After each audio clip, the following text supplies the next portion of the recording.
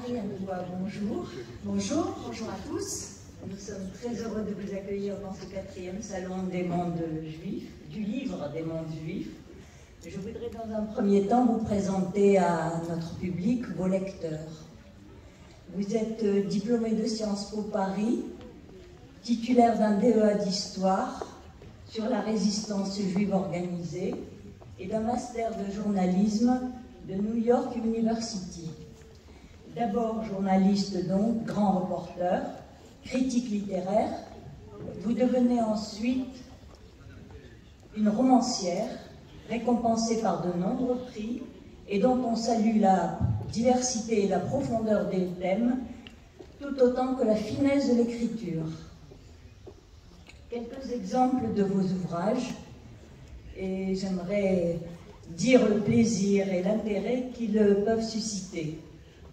Malheureusement, vous ne trouverez sur les travées de nos libraires que quelques livres, celui-là, ce pays qu'on appelle Livre, le dernier sorti, dont on parlera plus longuement, à charge pour vous de trouver ailleurs, mais c'est difficile pour l'organisation de faire venir plein de livres de tout le monde, quoi, de tous les auteurs qui sont là. C'est dommage.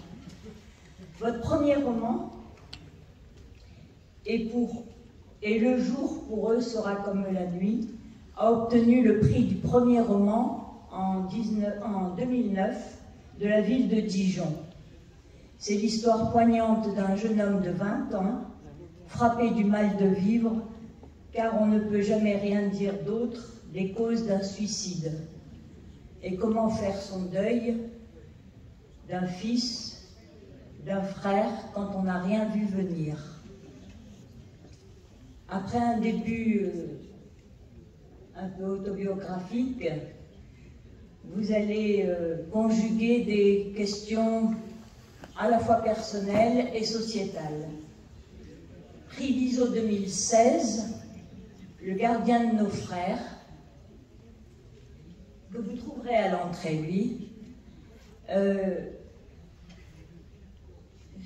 et apparaît comme un écho inversé de l'interrogation de Caïn, qui lui ne veut pas être le gardien de Abel, son frère, qu'il a d'ailleurs déjà tué. On suit l'extraordinaire destin de Simon et Léna, pourtant eux-mêmes déjà fracassés par la guerre, qui se donnent pour mission la paix revenue, de redonner un foyer aux enfants juifs cachés, alors, et orphelins depuis. Vous voulez nous dire un petit mot sur ce livre? Bien sûr, avec plaisir. C'est un livre que j'aime particulièrement parce que c'est une histoire d'amour et que, comme tout le monde, je suis très sensible aux histoires d'amour. J'ai effectivement fait mon master à Sciences Po sur la résistance juive organisée, à une époque où on en parlait très peu, parce que j'avais l'impression que ce cliché était épouvantable et était comme une charge, un fardeau à porter pour nous tous. Et je savais, par mes lectures, que c'était faux et que les Juifs partout avaient résisté. Alors une résistance morale, spirituelle, une résistance par les armes et une résistance peut-être la plus importante qui est celle de protéger les enfants. Et donc j'ai eu envie de créer un couple passionnel, fusionnel, qui va prendre pour mission pendant la guerre déjà d'assurer la résistance à Moissac et dans les environs, et après la guerre, d'accomplir une mission étonnante et assez peu connue du grand public, qui est d'aller chercher ces enfants orphelins qui ont été placés dans des couvents, dans des maisons, chez des paysans. Et on le sait très peu, mais beaucoup d'enfants, il a été très difficile de les récupérer. Même quand quelqu'un de la famille avait survécu à la Shoah, on connaît un peu l'affaire Finali, et des affaires Finali, il y en a eu des centaines. Et donc, j'ai commencé mon roman au moment de la guerre, mais je l'ai poursuivi jusqu'à la création d'Israël et même plus tard, puisque les éclaireurs israélites vont partir partout, se battre souvent avec l'Église catholique pour donner à ces enfants qui ont tout perdu en perdant leurs parents, eh bien au moins une chance d'être élevés dans une famille juive ou dans un foyer juif. Et c'est une rencontre avec des gens absolument formidables qui, comme Piero Kaufmann, qui a assuré la protection de ces enfants, qui a assuré des foyers à Jouy-en-Josas et ailleurs, dans les maisons des EIF, que j'ai eu l'idée voilà, d'imaginer un couple très différent. Elle est d'origine polonaise, elle a tout perdu, et Simon est français, et ils vont à deux essayer de retrouver l'avenir, retrouver l'espoir qui est celui des enfants. Merci.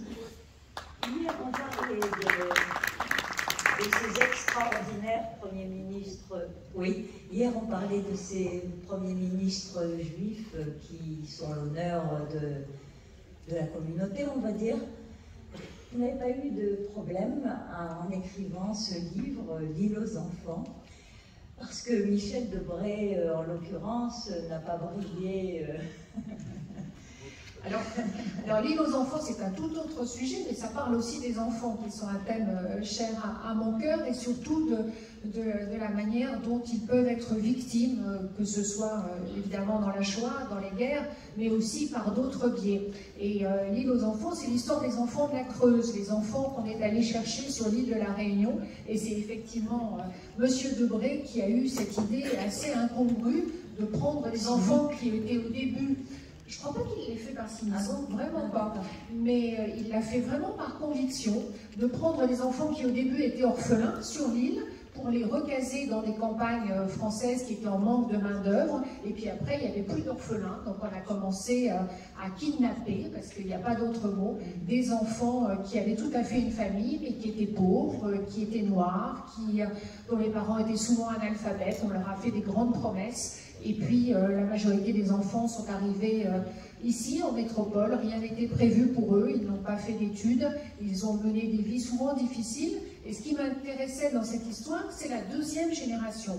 Parce que donc, ces parents ont eu un destin vraiment étonnant, séparés de leurs racines, en exil, séparés de leur famille. Mais la deuxième génération, aujourd'hui, se pose beaucoup de questions et revient sur l'île, mais a subi aussi un traumatisme. Et c'est ce traumatisme intergénérationnel qui m'intéresse particulièrement. Vous intéresse aussi les animaux. Et il y a un très beau livre, L'amour au temps des animaux. Des éléphants. Des éléphants. L'amour au temps des éléphants, qui est un plaidoyer pour la liberté des animaux comme condition de la liberté de l'homme. Vous savez que Romain Gary disait que les éléphants sont juifs, donc il y a vraiment une filiation tout à fait certaine dans l'histoire. Oui, j'ai eu la chance de plusieurs fois partir en Afrique. Les éléphants sont mes animaux fétiches, et j'ai découvert un jour qu'on avait pendu un éléphant dans le Tennessee en 1916, et cette photo est restée sur mon ordinateur et m'a vraiment marquée. Et je me suis dit, pourquoi ne pas inventer, 5000 personnes sont venues voir cet éléphant en train d'être pendu, et donc pourquoi ne pas imaginer un trio de jeunes Américains, un noir et deux blancs, deux hommes et une femme, pour qui la vie va être complètement changée à cause de la vision de ce supplice. Et donc c'est une façon de parler de la Première Guerre mondiale, du racisme, parce que les soldats noirs arrivent en France à la Première Guerre mondiale et apportent le jazz dans leur valise. Et c'est une épopée où je me suis beaucoup amusée. On était pendant le confinement et ça m'a fait voyager. Donc c'était pas mal. Un autre thème très d'actualité, le thème de l'emprise, qu'on présente souvent comme une emprise de l'homme sur la femme, mais là c'est très original. Le livre Éteindre le soleil, qui nous présente un homme aux prises avec une relation toxique, et c'est une femme qui manifeste son emprise sur lui. On voit, le titre explique cela, un individu solaire qui... Voilà, un individu solaire qui était mon père, et une femme qui est arrivée dans la famille et qui a essayé de la faire exploser de l'intérieur. Et donc je raconte effectivement une emprise, mais vue du côté féminin. On parle beaucoup des hommes en ce moment et de manipulateurs. On parle beaucoup moins de perverses narcissiques. Et donc c'était mon expérience. J'ai reçu énormément de courriers à cette occasion. J'en ai été très étonnée. Des belles-mères, des belles-sœurs, des belles-filles. Voilà, c'est une dynamique dans la famille. Voilà, je voulais rendre hommage à mon père, qui était un protestant sévenol et qui a mené une vie au service des autres, et qui était médecin, qui partait soigner les plus pauvres, et qui a rencontré cette femme, et voilà, dont la fin aurait pu être plus heureuse. Merci. On en vient à ce livre qui vient de sortir, ce pays qu'on appelle Vivre. Et je voudrais dire un mot d'abord à Ariane Bois, parce que c'est, il y a 1 heure de cela, une dame à côté de qui j'étais assise et à qui je parlais de ce livre pour lui dire effectivement l'intérêt qu'il présentait, et qui a été fascinée par la photo de couverture. Et elle dit, c'est beau ce chemin, je vous la montre. Vous voyez, on voit un chemin avec 2 êtres, des adultes peut-être, mais le chemin va, ou c'est peut-être simplement une illusion d'optique, va en se rétrécissant, mais il continue ce chemin. C'est pas un chemin qui s'arrête, et il semble qu'il soit lumineux. Et moi qui ai lu le livre, par rapport à la dame qui ne l'avait pas lu, et qui donc ne faisait que décrire la photo, m'a semblé vraiment, cette photo semblait tout à fait représenter le contenu du livre. Mais je n'en dis pas plus pour ne pas divulgacher. Alors c'est mon 4e roman sur la Shoah. Moi je m'intéresse aux événements qu'on connaît peu dans cette histoire de France, que l'on croit très bien connaître, surtout nous, par nos familles, par les expériences diverses que l'on a pu avoir. J'ai écrit un premier roman qui s'appelait Le Monde d'Anna, qui racontait les judéo-espagnols, mes grands-parents turcs et roumains qui sont arrivés en France, à Paris, dans les années 20, et qui ont mené une vie modeste, tout à fait, mais plutôt agréable dans le 18e et le 11e arrondissement de Paris, et qui ont vécu un peu ce petit Istanbul dont on a pu parler, et qui ont eu un destin particulier pendant la guerre, puisqu'ils ont bénéficié de trains du retour vers Istanbul. Alors il faut imaginer l'Europe entièrement occupée, et puis des trains qui vont de Paris jusqu'à Istanbul, remplis de juifs turcs. Alors on ne dit évidemment pas aux Allemands qu'ils sont juifs, on dit que ce sont des citoyens turcs, et comme la Turquie était neutre pendant la Seconde Guerre mondiale, mais alliée des Allemands pendant la Première Guerre mondiale, eh bien on laisse passer ces trains. Il y en a eu 7, et il y a eu comme ça beaucoup de gens qui ont été sauvés. Donc c'est l'histoire de mes grands-parents et de ma mère que j'ai raconté dans le Monde d'Anna. Je vais un peu vite, mais je donne un peu de contexte quand même. Ensuite, j'ai raconté Sans oublier, qui est l'histoire du Chambon-sur-Lignon. Alors, en héritage de ma lignée protestante, le Chambon-sur-Lignon, qui est donc ce village à côté de Saint-Étienne, à 100 km de Saint-Étienne, qui est le seul village des Justes en France. Et donc, c'est une jeune femme d'aujourd'hui qui est en deuil de sa mère et qui part presque par hasard, comme ça, au Chambon, et qui va découvrir le passé de sa mère. Et c'était comme un clin d'œil à ma famille protestante, mais aussi au lien que tous les Juifs ont pu tisser avec ce village particulier qui n'a évidemment jamais dénoncé, a subi une rafle importante et qui a caché des centaines et des centaines d'enfants juifs. Voilà, et le dernier, on en a parlé, c'était Le Gardien de nos frères. Donc ce pays qu'on appelle Vivre, c'est mon 10e livre, et c'est le seul qui parle de la Shoah sans que j'ai un lien particulier, familial avec le sujet. Mais j'ai eu la chance en 2009 de visiter le camp d'Émile avec mon mari avant que le camp ne soit ouvert au public, et j'ai eu vraiment un choc. On pénètre dans cette immense usine avec la poussière rouge, les fenêtres sont obturées, il y a des fours de cuisson, il y a des trucs d'aération, on ne comprend pas très bien ce qu'on fait là, et puis tout est noir, tout est sombre comme ça, et puis on avance dans le camp et on apprend que plus de 10 000 personnes sont passées par ce camp entre 1939 et 1942. Et tout de suite, j'ai été fascinée par le nombre d'artistes. Il y a des fresques. On va doucement. Ok. Donc en fait, voilà, j'ai été fascinée d'abord par l'endroit. Et moi, je suis une romancière qui aime partir d'un endroit, un espace. J'ai écrit un livre sur le Dakota Building à New York, donc cet immeuble du West Side, et je me suis vraiment intéressée aux cartes, à l'architecture, au sol, aux lieux, et je savais beaucoup de choses à l'époque sur le Dakota. Et bien, le camp d'Émile, j'ai voulu en parler et en faire un personnage de roman. Alors il fallait vraiment y aller très souvent, prendre des photos, avoir une imagination visuelle, parce que je n'avais jamais entendu parler et je ne comprenais pas comment, eh bien on est en zone libre, on est sans Allemands, il n'y a que des gendarmes et des policiers français, et pourquoi on a mis à l'intérieur ces juifs étrangers qui étaient arrivés salués par la Troisième République, reçus, accueillis. Léon Feuchtwanger, qui est ce grand écrivain qui a écrit Le Juif sus, qui a été évidemment dénaturé ensuite par la propagande fasciste, mais qui a été accueilli par le président de la République quand même. Et donc, on les a parqués là, et j'avais envie, tout de suite l'histoire, j'ai écrit d'autres livres depuis, mais tout de suite cette histoire m'est venue en tête, et je suis contente de l'avoir menée à bout. Oui. C'est paradoxal, effectivement, qu'on appelle ce pays qu'on appelle vivre, et on nous présente un endroit pour l'essentiel. Comme Ariane Bois l'a dit, ça se déroule au Camp des Milles, près d'Aix-en-Provence, un lieu qui a été longtemps méconnu, mais qui est un lieu qui suinte la mort. Et le travail de documentation de Ariane permet, et si vous lisez le livre, vous vous en rendrez compte, d'être très sensible aux sensations. C'est pas du tout intellectualisé. Ces choses-là, on se sent là-dedans, dans ce lieu assez abominable. Mais à côté de cette zone d'ombre, de cette puanteur, de ces maladies, etc., il y a beaucoup de lumière. C'est pour ça que je parlais de la photo du livre. La lumière, elle nous est donnée de deux côtés. D'une part, par les héros, qui sont des êtres de fiction, mais qui sont un couple qui deviendra...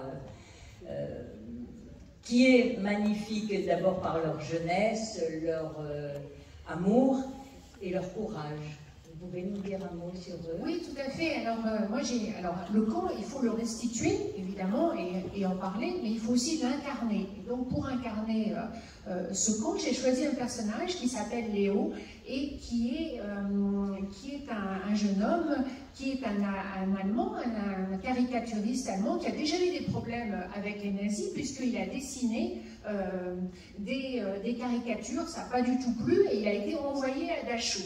Et à Dachau, en 33-34, quand le camp ouvre en 33, on peut en sortir à un bout d'un certain temps, en très mauvais état, mais on peut en sortir. Il est renvoyé de Dachau et envoyé à la frontière française. Et il va se réfugier à Sanary, sur la Côte d'Azur, qui est vraiment un lieu de refuge des intellectuels allemands avant la guerre et pendant la guerre. Et là, il va vivre modestement, et puis la guerre d'Espagne l'appelle, et il va y répondre, comme beaucoup de jeunes. Plus de 40 000 jeunes hommes se sont engagés dans les brigades internationales, mais quand la République espagnole est en faillite et perd la guerre, il revient à Sanary. Et c'est là où les gendarmes français vont venir le chercher en septembre 39. C'est la Troisième République, hein, on n'est pas sous Pétain ni rien du tout, et on se dit... Ce sont des étrangers, ce sont des juifs, ce sont peut-être des espions, on ne sait pas ce qu'on va en faire, mais on va les mettre au camp des Milles, enfin dans cette usine qui était une usine de briques et de tuiles, et alors évidemment rien n'est prévu pour eux, ils dorment par terre, il y a un petit peu de paille, il y a des bêtes partout, voilà, il y a une toilette, il y a 4 toilettes, il y a un point d'eau, enfin c'est vraiment terrible pour quand le camp va commencer à se remplir, les conditions d'hygiène sont évidemment détestables. Et Leonard Stein, il n'a qu'une idée, c'est de sortir de ce camp, parce que d'abord il a l'expérience de Dachau, donc il sait que ça va sans doute être difficile, même si c'est beaucoup moins difficile que ce camp allemand. Et surtout, il a peur, parce qu'il y a quelque chose dans l'armistice qui est l'article 19, qui dit que la France va, si l'Allemagne le demande, rendre tous les étrangers au Troisième Reich. Et donc, pour les Juifs, ils savent très bien qu'ils finiront dans un camp, et ils sont apatrides, ils n'ont pas de moyens de subsistance, et donc il va essayer de s'échapper. Et dans cette quête, il va rencontrer une jeune femme, parce que le camp des Milles est un camp très spécifique en France, d'abord en zone libre, mais il n'est pas le seul, il y a eu plus de 100 camps en zone libre, ce qui est extrêmement important, mais c'est un camp de transit, donc c'est-à-dire un camp dont on peut que l'on peut quitter pour une journée. On a là une permission, c'est difficile à obtenir, mais on l'obtient, pour aller à Marseille, pour essayer d'avoir un billet, d'obtenir un billet pour partir dans un pays libre. Alors c'est l'Amérique latine, c'est Cuba, c'est l'Argentine, c'est le Venezuela, mais c'est aussi Shanghai, beaucoup plus loin, ça peut être le Maroc ou la Martinique. Et donc les queues s'allongent à Marseille, il y a 15 000 juifs, on parle yiddish ou hébreu sur la Canebière, et lui, il va au CAR, qui est le comité d'accueil aux réfugiés, et il rencontre une jeune femme qui s'appelle Marguerite, Margot, qui est une juive marseillaise, dont les parents sont des Hongrois, qui ont quitté la Hongrie, qui se sont totalement, enfin, ou presque assimilés, qui ne sont pas très religieux. Et Margot est une jeune femme qui a vraiment la résistance au cœur, qui veut aider les Juifs, et pendant que les Juifs étrangers sont envoyés au camp des Milles, elle va s'occuper des femmes qui ont été mises dans des hôtels borgnes à Marseille et avec leurs enfants. Donc vous imaginez à 15 par chambre, avec des enfants qui courent partout, l'interdiction de sortir de l'hôtel, comment on mange, comment on se lave, qu'est-ce qu'on fait de ces journées. Et donc ça va être aussi une manière de parler de Marseille la juive, de tout ce qui s'est passé pendant la zone libre que Marseille a connue, un énorme port et vraiment la seule porte vers la sortie, la seule porte vers la liberté. Donc Margot et Léo, ça va être le coup de foudre immédiat, et elle va lui donner de la force, et elle va surtout lui ouvrir les portes. Elle va ouvrir les portes des ambassades, des consulats, pour chercher désespérément une issue, comme tant de juifs étrangers l'ont fait à cette époque, avec très peu de réussite, puisqu'il faut payer les billets, et il y a peu d'argent, les prix varient d'un jour à l'autre, il n'y a pas beaucoup de place sur les bateaux, il y a beaucoup d'exemptions à obtenir, de billets, il faut pouvoir sortir du camp, et tout ça est une espèce d'épreuve, mais c'est aussi un moyen de garder l'espoir et de se dire que peut-être un jour on va retrouver la liberté. Donc là c'est 40 et 41. Ce lieu donc, dont on veut sortir est néanmoins un formidable centre plein de vitalité intellectuelle, pardon, créatrice, etc. Et là on n'est pas dans la fiction, on est dans la réalité. De nombreux étrangers admirables ont séjourné ici. Vous pouvez nous dire quels ont-ils été? Oui, c'est assez incroyable. En fait, le camp des Milles regroupe toute l'intelligentsia allemande de l'époque. Alors, j'ai parlé de Léon Feuchtwanger, l'écrivain, mais il y a Max Ernst, qui est connu mondialement. Il y a Hans Bellmer, il y a des caricaturistes, il y a des peintres. Il y a un homme de théâtre que j'aime beaucoup qui s'appelle Max Schlesinger. Il y a Ferdinand Springer, des hommes qui étaient vraiment très très connus en Allemagne, qui sont venus se réfugier en France quand le nazisme est arrivé au pouvoir, et qui ont tout perdu. Leurs comptes sont gelés, leurs livres ne sont plus édités, ils savent à peine où sont leurs familles, leurs femmes et leurs enfants, et donc ils se retrouvent dans ce noir absolu. Il fait très chaud l'été, il fait glacial l'hiver, l'alimentation évidemment laisse à désirer, vous imaginez, l'hygiène est catastrophique, et donc il leur faut s'occuper. C'est pas un camp où on travaille, personne ne travaille, et donc quoi faire à part parler et auto-alimenter leurs propres angoisses. Et donc ils décident de faire ce qu'ils savent faire, c'est-à-dire les hommes de théâtre vont monter une pièce de théâtre, plusieurs même, des opéras, il va y avoir des conférences d'avocats, de financiers, on discute de tout, et puis il y a une chorale, il y a du cabaret, alors ça paraît incroyable, mais on descend au sous-sol, il y a une petite pièce, et les gens se pressent là le soir. Si le marché noir existe, donc on peut même boire une bière ou un autre alcool. Et puis il y a toute une vie comme ça qui s'organise au jour le jour, en se disant que, eh bien, créer, c'est déjà résister. Et donc le premier commandant du camp des Milles se dit, ben, j'ai des artistes à disposition, ça serait dommage de ne pas en profiter. Et donc il fait dessiner une immense fresque dans la salle des gardiens. Et donc, avec Karl Bodek, qui était un des plus beaux caricaturistes. Et donc, on peut la voir aujourd'hui. Donc, le camp des Milles est devenu un lieu mémorial, et je vous encourage tous ceux qui n'ont pas été à le faire. C'est vraiment un espace incroyable. Et on peut voir cette fresque, on peut voir ces graffitis où les hommes ont gravé des petites formules, des noms de leurs enfants. Et tout cela est extraordinairement émouvant. Et ces hommes essayent de garder l'espoir que le lendemain sera meilleur. On est en 40, on est en 41, et rien ne peut prévoir, rien ne peut leur laisser penser ce qui va arriver à l'été 42.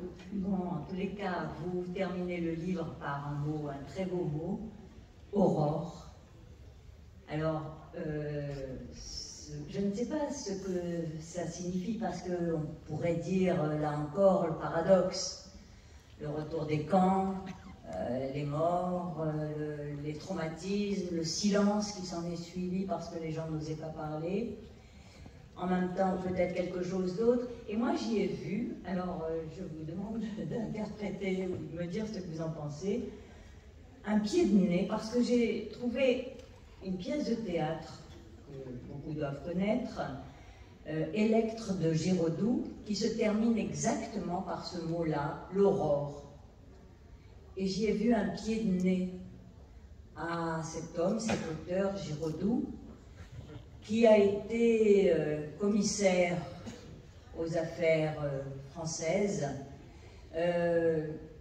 qui a eu plus que des tendances antisémites et qui a dû à la mort en 1944, sa mort à lui en 1944, de peut-être échapper à, voilà, à un procès ou au moins à des mises en accusation plus vives.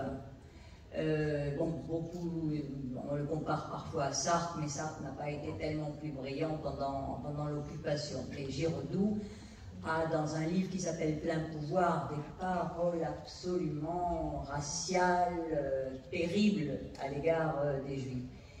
Et donc, j'ai vu un pied de nez que vous faisiez à cet auteur pour dire, moi, l'aurore, je sais ce que c'est l'aurore. Non, pas du tout, parce que j'étais pas du tout au courant.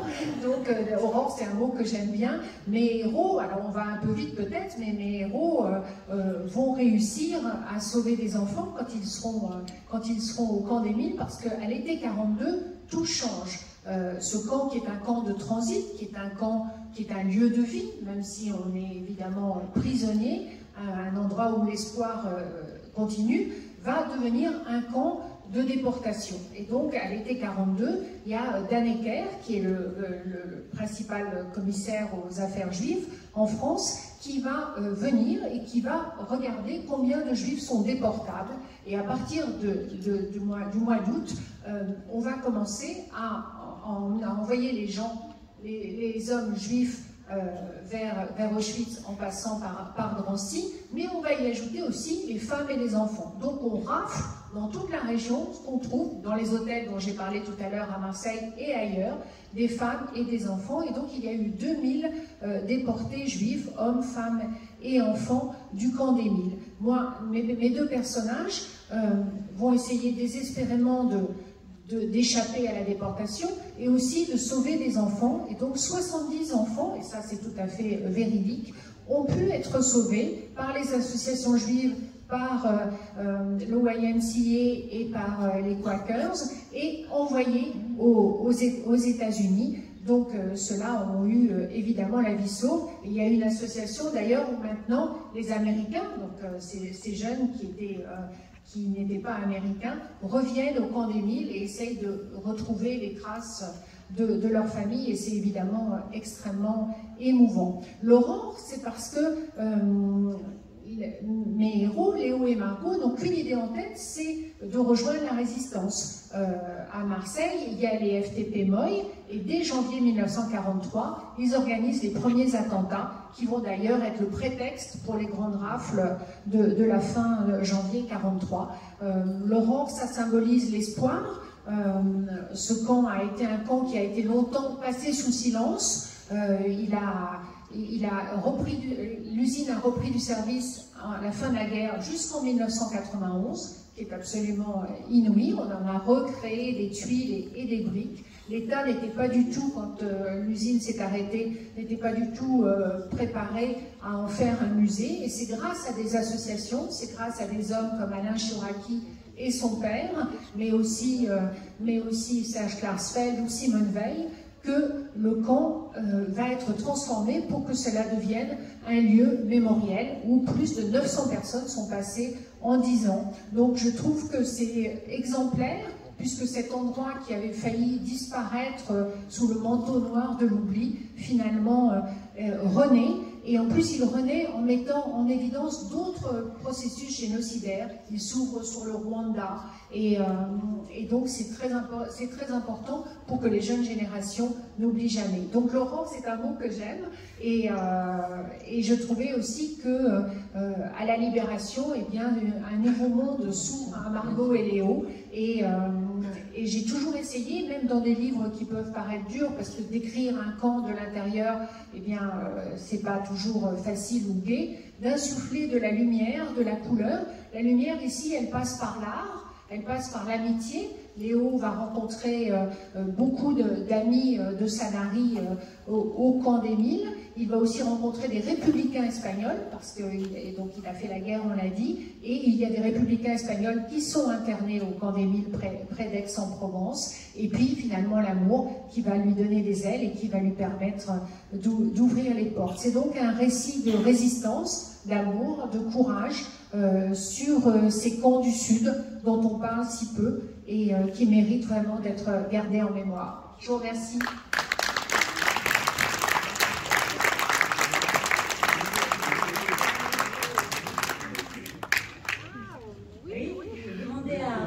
Si elle voulait nous confier pas le contenu, mais le thème de son prochain ouvrage. Elle va en faire paraître un l'année prochaine. Oui, alors c'est Septembre 24, c'est chez Récamier. Alors c'est une histoire ultra contemporaine. Je m'intéresse à un sujet qui n'est pas du tout juif a priori, au féminicide et aux conséquences de cet acte sur toute la famille, et plus particulièrement les enfants. Je reprends donc mon fil sur les enfants victimes. J'ai eu l'impression qu'on en parlait peu ou pas, et ce sont non pas des victimes collatérales, mais des victimes directes. Et il est important qu'ils aient un statut de victime en France aujourd'hui. Je vous remercie. Merci infiniment, Mme Boire. Si vous avez des questions, c'est un peu tard maintenant. Bon, alors on va faire une pause. Donc jusqu'à 2h moins le quart pour prendre un déjeuner. Vous avez la possibilité pour ceux qui veulent rester de prendre des sandwichs ici, et pour les auteurs et les membres du groupe, on a un petit plateau repas qui nous attend à côté.